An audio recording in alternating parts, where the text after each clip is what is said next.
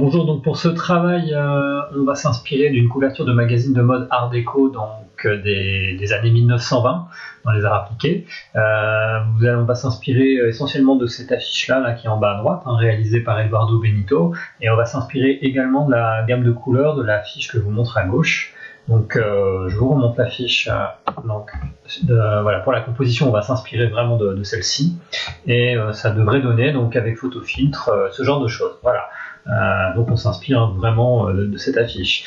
Première chose à faire, ce sera d'aller sur Dafont, sur le site dafont.com, pour aller télécharger une police qui s'appelle Mali, M-A-2-L-I-E. Donc ça, je vous laisse regarder la vidéo tuto pour savoir comment faire pour l'enregistrer, la télécharger et l'enregistrer. Si vous n'y arrivez pas, et si vous avez la police Broadway sur votre PC, ça peut aussi faire l'affaire. Donc on va aller directement sur photofiltre, et puis comme d'habitude, on va ouvrir un nouveau document. Fichier nouveau, donc on garde une taille, un format A4, donc vous vérifiez bien que vous êtes en centimètres, 21 en largeur, 29,7 en hauteur, une résolution de 200 pixels par pouce avec un fond blanc, et on clique sur OK. Alors, deuxième chose, avant d'aller chercher la pièce jointe que je vous ai fournie, ce sera de créer un nouveau calque, directement, calque donc nouveau, vierge, et de le colorier en blanc. Donc il va falloir prendre à droite dans l'outil, voilà, prendre l'outil remplissage, bien sélectionner dans la palette de couleurs le blanc, et remplir avec votre outil remplissage ce calque directement en blanc. Ok, je vais cliquer ici sur agrandir, voilà, pour avoir une image un petit peu plus grande. Je vais également cliquer ici en haut sur zoom automatique, voilà, pour avoir vraiment une taille plein écran, et on va commencer le travail. Alors, deuxième chose à faire avec ce calque, on va travailler dans ce calque là, ça va être déjà de resélectionner la couleur noire dans la palette, voilà, vous changez, vous la prenez en noir, et on va prendre un nouvel outil qui s'appelle l'outil trait. Donc à droite, voilà, vous regardez, outil ligne, pardon, pas l'outil trait, l'outil ligne, vous cliquez dessus, et vous lui mettez une épaisseur de 2. Alors moi je l'avais déjà sélectionné, l'opacité est à 100, normalement vous avez la petite case qui est déjà cochée, marquée lissé, vous ne touchez à rien d'autre, voilà, une épaisseur de 2. Alors on va en fait créer le fond qui va être la base de notre affiche. Il va falloir simplement tracer des traits dans ce calque avec cet outil ligne. Alors il faut bien partir de l'extérieur, vous voyez là je vais positionner, alors regardez bien mon curseur, je vais positionner mon curseur là en bas à gauche de l'image, et je vais bien à l'extérieur de l'image. Vous voyez, il faut bien aller à l'extérieur pour que la ligne parte vraiment de la base de votre calque. Si vous partez, vous voyez là, si je la mets un petit peu plus, si vous partez d'ici, ça va pas pouvoir marcher ensuite pour la sélection qu'on veut faire à l'intérieur de notre document. Donc partez bien à l'extérieur du document, et on va tracer des lignes assez grossièrement qui vont nous donner en fait la base de notre image. Alors vous voyez, je pars un petit peu, voilà, je pars du coin gauche, je me décale un peu dans la droite, et je vais tracer une ligne. Alors on va faire une composition rayonnante, un petit peu comme des rayons de soleil. Donc je pars du bas, et je vais vers la gauche, voilà, comme ceci. Vous le relâchez une fois que vous êtes à l'extérieur. On repart de l'extérieur ensuite en bas, je vais tracer un second trait comme ceci, voilà. Ensuite un autre, alors là je vais aller ici, vous voyez, en haut à gauche, mais je vais sur la droite du coin de mon calque, de mon document. Voilà, je relâche, ensuite j'en fais un petit peu plus serré, donc je repars d'ici, voilà. Bon après, vous n'êtes pas obligé de faire exactement au millimètre comme ce que je suis en train de faire, c'est vraiment une base pour avoir notre document de travail, un petit peu comme sur la fiche que je vous ai montré précédemment. Alors on peut en faire des plus proches, des plus éloignés. On va faire une grande surface ensuite qui sera coloriée, voilà, pour le fond, donc un petit peu plus large. Vous voyez, ça va assez vite, c'est pas très compliqué. Il faut vraiment par contre faire une composition rayonnante. Donc voilà, partez bien à chaque fois de la base et vous étirez ensuite vers l'extérieur, comme ceci, avec votre souris. J'ai presque fini, il ne manque plus grand chose.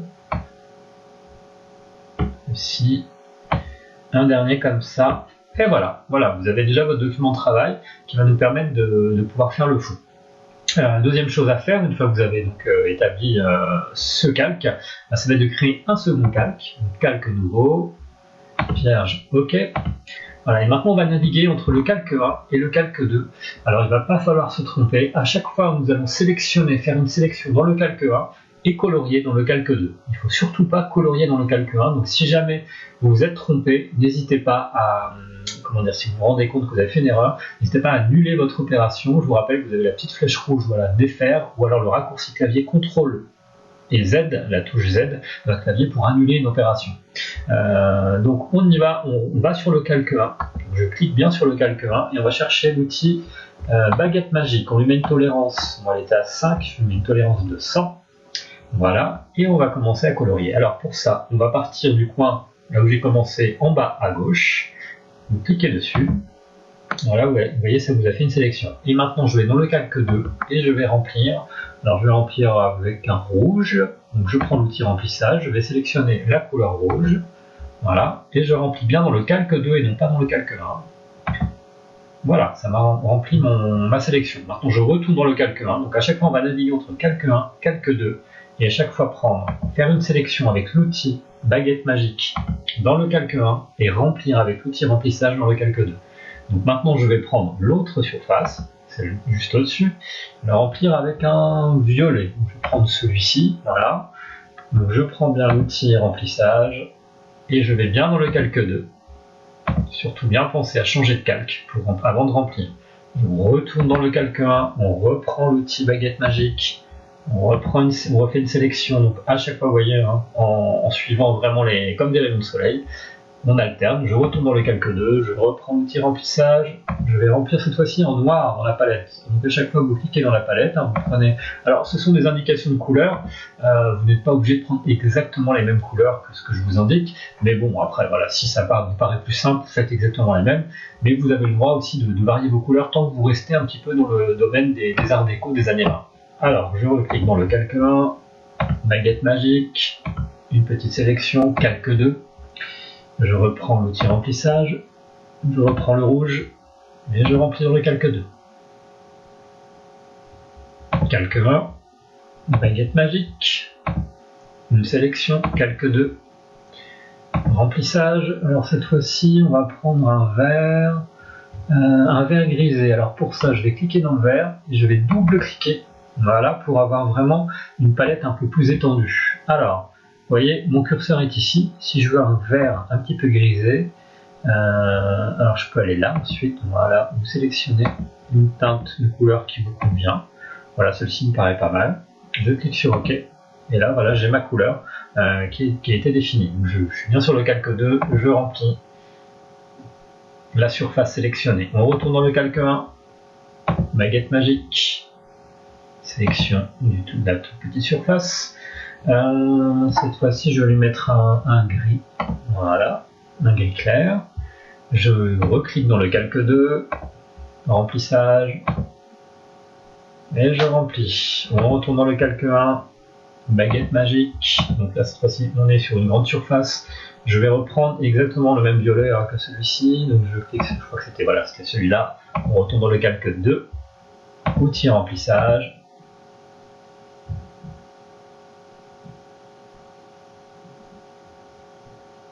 Voilà, c'est rempli. Calque 1, baguette magique, je clique à côté. Cette fois-ci, je vais remettre exactement le même vert que ce que j'ai fait tout à l'heure. Alors pour ne pas m'embêter à rechercher la même teinte, alors je vais bien déjà aller dans le calque 2 avant de remplir. Je vais prendre simplement ce qui s'appelle l'outil pipette, qui va nous permettre de resélectionner exactement la même teinte. Vous voyez, je clique dans ce vert et regardez bien ici. Le vert va apparaître. Je clique à l'intérieur, voilà, le vert est apparu, j'ai exactement sélectionné la même couleur que tout à l'heure. Donc je reprends l'outil remplissage, je remplis bien, je suis bien sur le calque 2. Voilà, je remplis la sélection. Vous voyez, il faut à chaque fois alterner entre calque 1 et calque 2. Hein. Si vraiment vous êtes trompé, n'hésitez pas à utiliser la petite flèche rouge pour annuler votre opération. Calque 1, baguette magique, je sélectionne, calque 2, outil remplissage. On va remettre du rouge, voilà, je remplis. Calque 1, baguette magique, sélection à côté, calque 2, outil remplissage, le violet,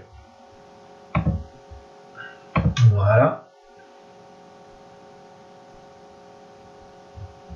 calque 1, baguette magique, sélection, je vais reprendre le vert tout à l'heure, donc outil pipette, je clique, outil remplissage, je remplis. Et là, voilà, j'ai fait une erreur.